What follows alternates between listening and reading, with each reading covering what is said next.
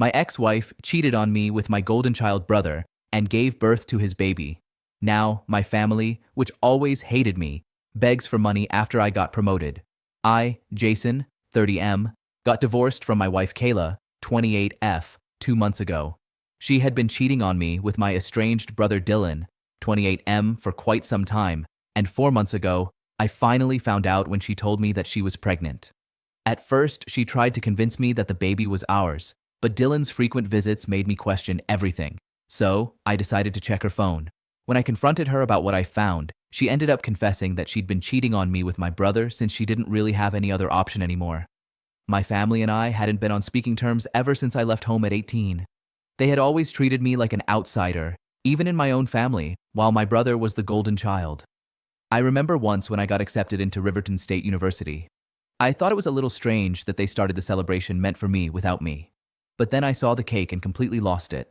I finally confronted my parents, Marion and Victor, and asked them why they hadn't thrown me a party for an actual real achievement instead. They told me that after my acceptance letter arrived, they didn't want Dylan to feel left out, so they threw him a party instead. And instead of throwing a tantrum, they said, I should have been trying to uplift my brother as well. That completely broke me. That very day, I decided never to go back to them again. And I kept that promise. I paid my way through college by taking out a loan and working part-time jobs. After I graduated, I rented a small apartment in Riverton, Colorado, with a friend. I never spoke to my parents after I moved out for college, and neither did they try to reach out to me. Years passed, and last year Dylan contacted me online, asking if I wanted to reconnect with him and our parents since they supposedly missed me. A lot had happened since I'd left home. 2 years earlier, I had married Kayla and was living a comfortable life, but I don't think I had ever really moved on from what happened with my family, so I agreed to meet them. It was awkward and uncomfortable at first, but they were trying to fix what they'd done to me in the past. So, I felt obliged to make an effort for them as well. I invited them to my home, and I guess that was my first mistake, introducing my brother to my wife. They met, started an affair, and eventually, she got pregnant. I was overjoyed when I found out that Kayla was expecting, since I obviously thought the baby was mine. But soon after, Dylan started visiting more often. At first, it didn't bother me, but it began to feel strange when he would touch my wife's pregnant belly and talk to it. Kayla told me it wasn't a big deal, but I couldn't shake the growing suspicion that Dylan had more to do with this baby than he was letting on. 6 months into the pregnancy, I decided to go through her phone while she was asleep. What I found confirmed everything I had feared. The messages between my ex and my brother proved that the baby was actually his, and that they'd been together for a long time. Not only that, but Kayla had no intention of ever telling me that the baby wasn't mine. She and Dylan had planned to tell me about the affair after the baby was born. Then she would divorce me and be with him, all while living off the money from the child support I'd be paying. The next morning, I confronted her about the texts. She tried to deny it at first, but eventually confessed. That was the end of my 2-year marriage. And of course, my parents sided with Dylan and Kayla.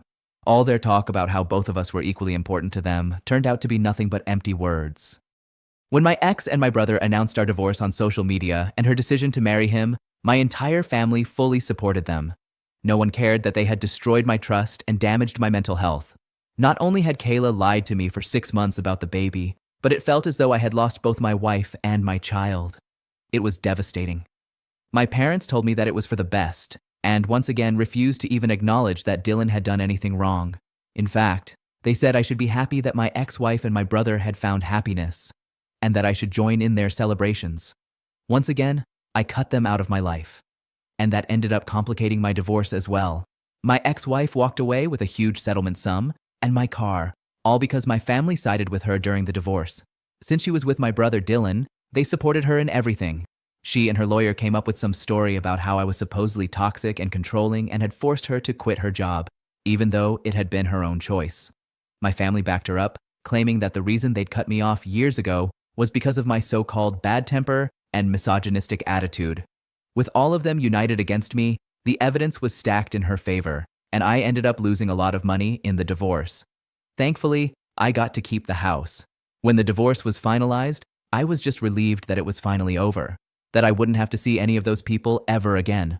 Luckily, there's no waiting period for divorce where I live, and Kayla didn't contest it either, so I was able to wrap it all up quickly and move on with my life. It was hard to forget everything, but I threw myself into work and focused on improving myself so I could move past this painful chapter as fast as possible. That determination paid off.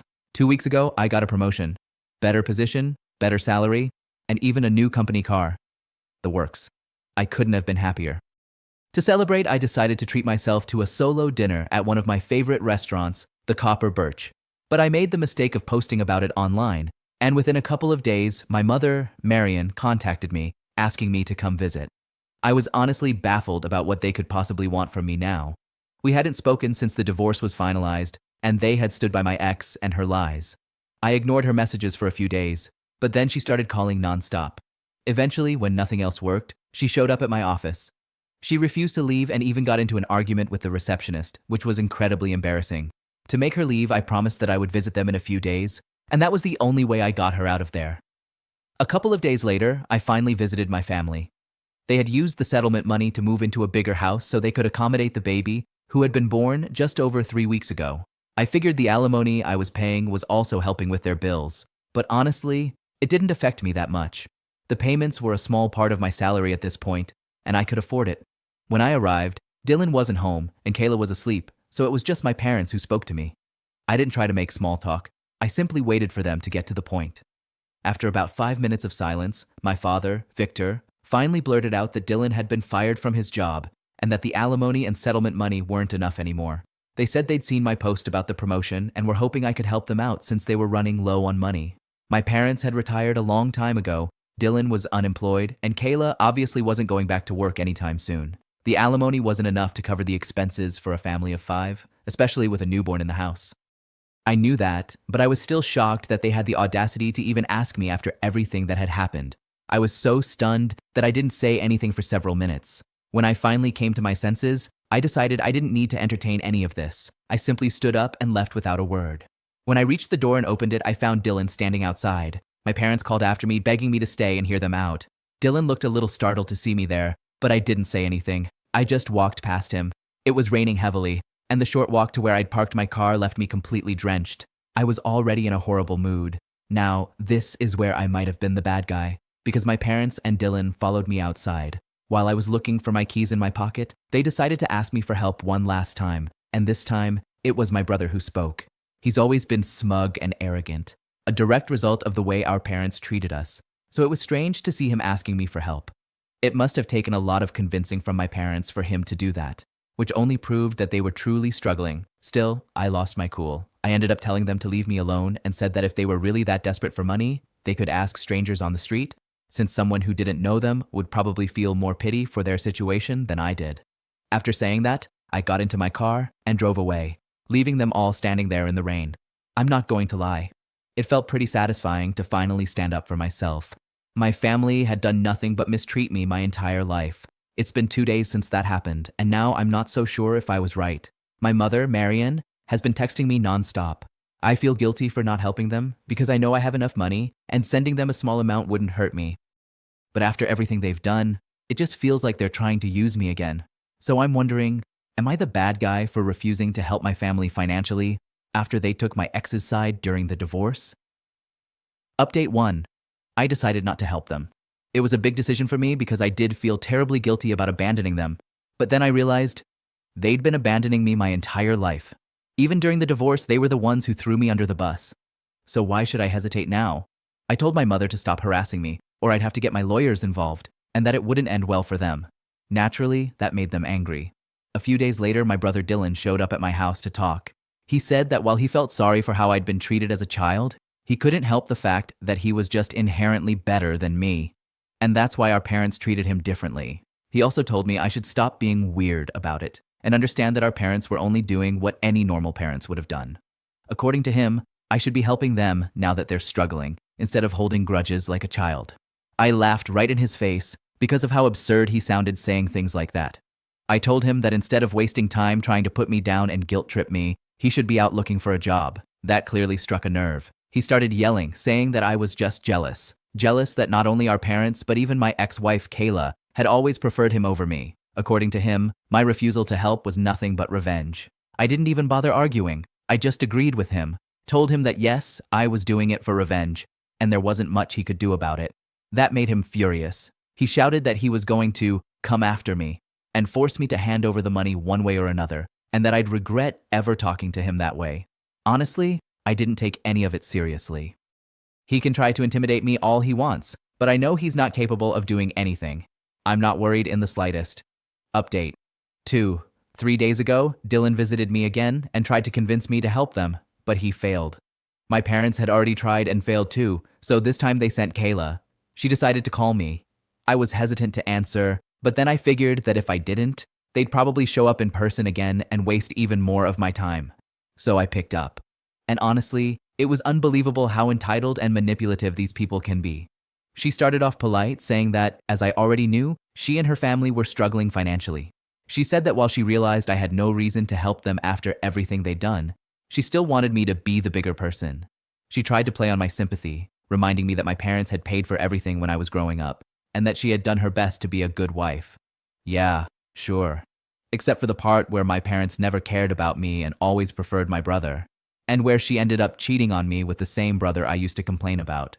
So that didn't work at all. I told her that while I felt bad about their situation, I was already paying her alimony, money she technically didn't even deserve.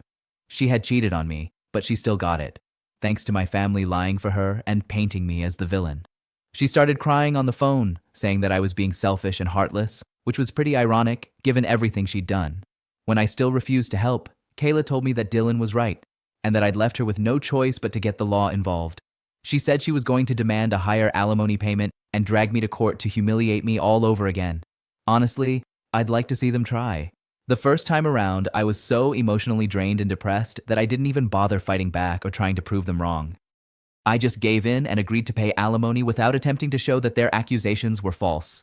I was never toxic or controlling or any of the things they claimed.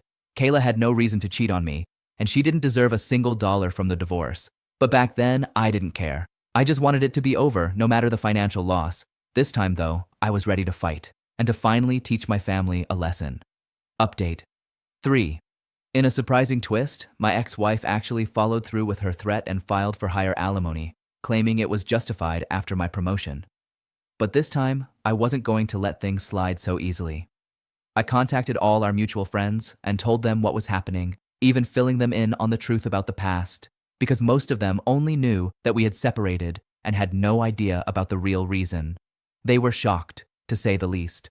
I explained that I might need them to testify for me if it came down to that, and they all agreed without hesitation. I also told my lawyer that I wanted to completely discontinue the alimony arrangement, since Kayla didn't deserve it in the first place. Over the next few days, I gathered every piece of evidence I could find. Proof that my parents and Dylan had always treated me unfairly and were now trying to exploit my success. I had reached my limit. I needed to be free of these toxic people once and for all. I wasn't going to hold back or worry about their feelings anymore. I even convinced a few of my cousins, who had seen firsthand how I was treated like an outsider growing up, to speak on my behalf. They agreed, even though we were never particularly close. My lawyer was really pleased with everything we'd gathered and said the case was airtight. There was a real chance we could stop the alimony entirely. It was already known that Kayla had cheated on me, but her side of the story, the one where I was the villain and Dylan was the hero who rescued her, was built on lies. I hadn't fought back the first time, but now I was determined to set the record straight, and I did. When I presented several video statements from friends and relatives testifying in my favor, explaining that everything my family had claimed was false, they had absolutely nothing to say for themselves. I think they assumed they'd get away with it again, just like last time, but I wasn't the same person anymore. All the pain they'd caused had made me stronger. Yesterday, it became official. I no longer have to pay my ex any alimony. In light of the new evidence, the court ruled in my favor. I was probably the happiest man on earth when I heard the news. It was unbelievably satisfying to see the smug look wiped off my family's faces. Kayla looked like she was about to cry, but honestly, I couldn't care less. I was finally free from all of them. I planned to celebrate by going home, getting some good takeout, and watching a movie. But of course, my family couldn't let me have even one peaceful night. I was only a few yards from my house when I noticed Dylan's car parked outside. I was confused as to why he was there, but I still went inside and found my entire family standing at my door, blocking the way in. I was taken aback and didn't even know what to say at first. Then I decided to stay calm and told them to leave my property if they didn't want me to call the police. That's when my father, Victor, spoke up. He said I should be ashamed of myself for what I'd done that day. He lectured me about having no sense of responsibility toward my family and accused me of betraying them by refusing to help when they needed it most. When he finally stopped talking, I refused to respond. I stood there silently, not giving them the satisfaction of seeing me react, because that was exactly what they wanted. They were trying to provoke me into saying or doing something stupid, but I wasn't going to fall for it. My silence only made them angrier. My mother, Marion, demanded that I speak to my father with respect, but I still refused. I could see how frustrated they were getting, clearly hoping for a huge argument, but it wasn't happening. After more yelling, Dylan finally lost it. He grabbed me by the collar and tried to hit me, but my dad managed to pull him back just in time. Dylan shouted that I was a jealous loser who would never amount to anything. That was funny coming from an unemployed guy still living with his parents and begging his brother for money. I told them they needed to leave, or I really would call the cops. I even said that, considering how broke they were, they might want to start running now if they wanted to avoid trouble. Reluctantly, they left, though not before one last desperate attempt from my mother to guilt-trip me into handing over some money. It didn't work, and eventually, they were gone. It's been almost a full day since then, and they haven't contacted me again. Honestly, I'm hoping it stays that way.